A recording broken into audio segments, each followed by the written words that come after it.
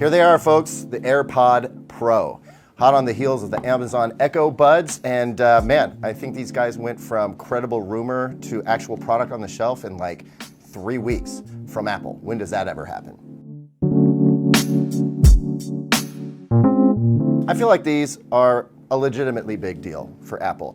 This is the first time since they've been making earbuds that they got away from the actual earbud style and went with an in-ear. Right off the bat, that's going to improve sound quality, but they also tossed noise canceling in there, something that they've never done before. Sure, they've got the Beats brand and access to their noise canceling technology, but this is a new one for Apple. So there's a lot of big expectations around these. Let's unbox these quickly, and I do mean quickly because we have a lot to cover here.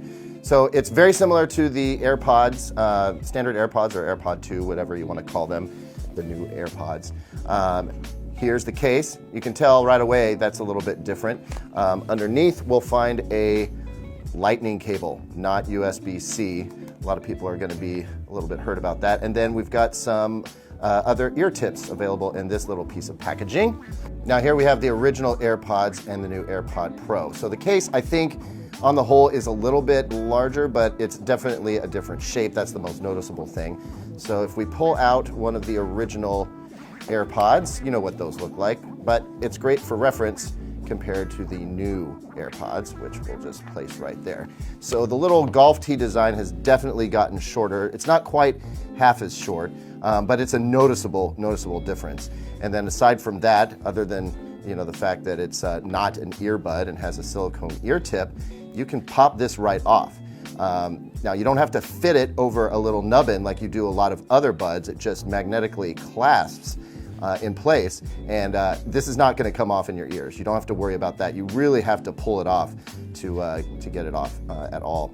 And then yeah, looking around the earbud, we see some microphones, and that's really about it from an aesthetic point of view. The case is what I expected. Nice magnetic snap when you put them back in. Provides about 24 hours or more of total charge time, 5 hours of listening time, more or less, depending on the volume, 3.5 hours of talk time, and about 5 minutes will get you an hour of listening time or talk time. Also, this is a wireless charging case. You don't have to pay extra for that, and you shouldn't because these cost $250. To get these set up, just like any other AirPods, you just open the case. Should be immediately detected by your iOS device. Press connect. If they've been paired to something else, you might have to press and hold the button on the back, as I will have to do here. So we'll do that, and it will complete the process. Once it's connected, it's gonna, tell you about some things you can do with the AirPods. It actually describes media control. So you basically squeeze the end of either one of these guys. Long squeeze will turn on the noise canceling or turn on the transparency mode. And then of course you can pause and play and skip with a number of different combinations of presses. I'm gonna get back out of here, and then I'll show you, once you are connected, you open this guy up, it's gonna give you a battery status, both for the case and for the AirPods themselves. So how about that noise canceling? Well, let me recount the tale from when I first put these in. I first put in the right bud, and I hear a little tone, and then actually I can hear some sound being piped in, and then I put in the other bud, and all of a sudden, whoosh, noise is shut out. And I was immediately impressed, because there's something that happens when you first experience noise canceling, really quality noise canceling. There's kind of a suck out, a little bit of a pressure change going on. It's kind of forceful. There's a high level of effectiveness to it. So I ran right outside and started getting myself into noisy situations by a bus, by the light rail. There's wind whipping by. And from what I could tell, just purely subjectively, it was really, really good. So I grabbed the Sony WF-1000XM3 true wireless earbuds, because we know those have some of the best noise canceling in the market for an earbud. And I did an A/B comparison, and I gotta tell you, they're on par. It's a head-to-head race between the two, which totally shocked me. I didn't expect Apple to get noise canceling down so well. The only thing left for me to do at this point is hop on a plane. And if I could, I'd go do that right now, because the true test of noise canceling is when you're on a plane with the whir of the jet engines. How much of that can it shut out, and how good does your audio sound while it's doing all that noise canceling? One of these days, I will do exactly that. But I gotta tell you, for everyday use, the noise canceling on this is fantastic. Light up your music and you're not gonna hear any of your coworkers doing anything. You are locked into your own little world. Everything else is shut out. Now, of course, on the opposite side of noise canceling is pass-through. Sometimes you actually want to hear what's going on around you, whether you're just trying to speak to somebody or you don't want to get mowed down by a bus. This is also very effective. It brings things in a very natural way, a lot like the Solo Pro from Beats. It doesn't sound very digitized, it sounds very natural, and I love that as well. So another win from Apple on that. Oh, hey, look, we're outside. Yeah, I decided to step out to the streets of Portland in order to test the call quality of the new AirPods Pro. So what we're gonna do is we're gonna wait for a light rail train or a bus to come by, a pretty loud background noise, and see just how much of that bleeds through and how much gets canceled out by the earbuds. And then we're gonna try the same thing with the Sony True Wireless earbuds as well, make a comparison. What you're going to hear when we do that is an audio recording of that call from the other phone. All right, so we got a bus coming, and I expect it to be really loud. Obviously, we're going to be really close to the edge of this thing. And then stress test for the call quality, how much noise is actually.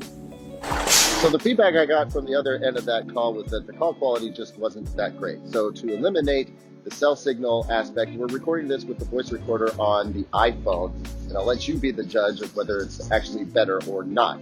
Again, this is the AirPod Pro, recording on a voice recorder on the iPhone, right next to a loud speaker. Hey, all right, now we're showing the same thing with Sony WS. Not only do I have bus noise, I also have excellent noise. See how they compare to the brand new AirPods. So as you can hear for yourself, the AirPods Pro canceled out way more background noise than the Sonys did, and in general had a better overall call quality sound. Now let's talk about sound quality, and I gotta be honest with you, I was ready to dump all over these things because Apple just hasn't made a really great sounding product before. Then again, they've never had an actual in-ear headphone either. So I was expecting an improvement in the bass response, but overall, I didn't expect to hear a lot of detail, what have you. I gotta tell you, I am super impressed. The bass response is quality. And yeah, some of that comes from the fact that you're getting a really good seal. But I listened to some of my favorite tracks, and it's not booming bass, it's not especially deep bass, but it is rich enough to be satisfying, and it's very tuneful. Like I listened to one of my favorite tracks to test with is Fleetwood Mac's The Chain, because it's got really great kick drum in the beginning, and then it's got an electric bass solo in the middle, very telling. Whether you like the music or not, it's a great test track, and I gotta tell you, it sounded fantastic through the AirPod Pro. The kick drum, you could hear the drum head. It was definitely warbling in there.